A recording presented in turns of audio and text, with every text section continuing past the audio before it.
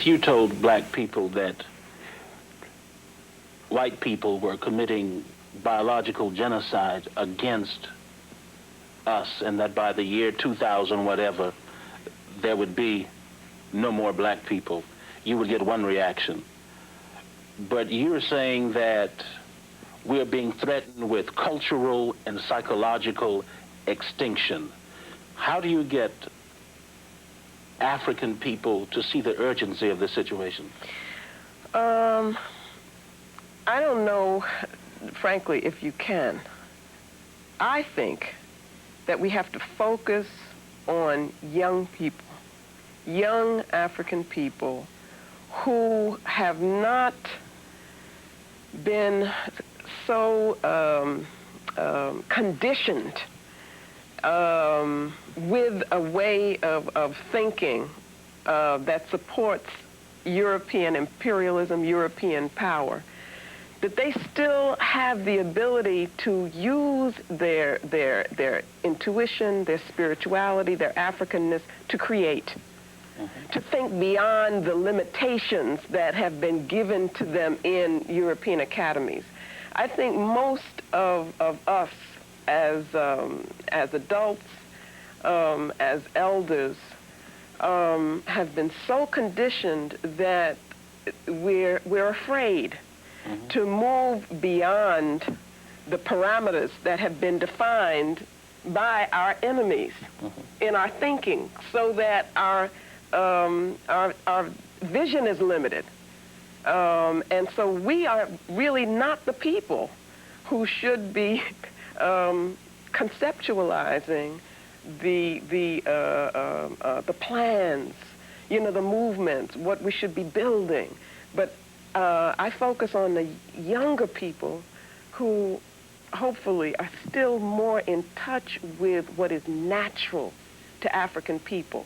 And if I can affirm that in them, they will see the urgency. I find that in my teaching. I find that in teaching young people, that once they are affirmed and introduced in a conscious way to the African worldview, it becomes crystal clear to them. And they see in an urgency in us as African people building for self, as opposed to imitating forms which have been put in place to make sure that we continue to be oppressed. Culturally and psychologically, do you think we realize what we have lost? No, not. It's ironic because we don't realize it on a conscious level. Yet we live it every day in the way we walk, in the way we talk, in the way in the music we create. There is a depth of spirituality which exists in us as a people, which has continued since our origins, that our ancestors have passed to us, and which we continue to pass on ourselves, that we don't consciously recognize as a strength. We don't realize that it is something that we need to use to think with, so that when we are presented with a European worldview in the classroom, we think that that's the only way to be. That's the only way to think, because we didn't come with anything. So I don't think that we are aware on a conscious level of what it is that we've moved away from in terms of power. You see, that's what we're not aware of. Could you talk some about how we came to be who and what we are today? If you understand the question. I think I do. Okay. I think that we have to look back at a period that I call the Ma'afa. We as Africans were very consciously stripped of our culture. Now, that becomes a platitude. Everybody's saying that. stripped of our culture, but we have to see that we had a strong culture and so forth. But nobody seems to realize the depth of what that means.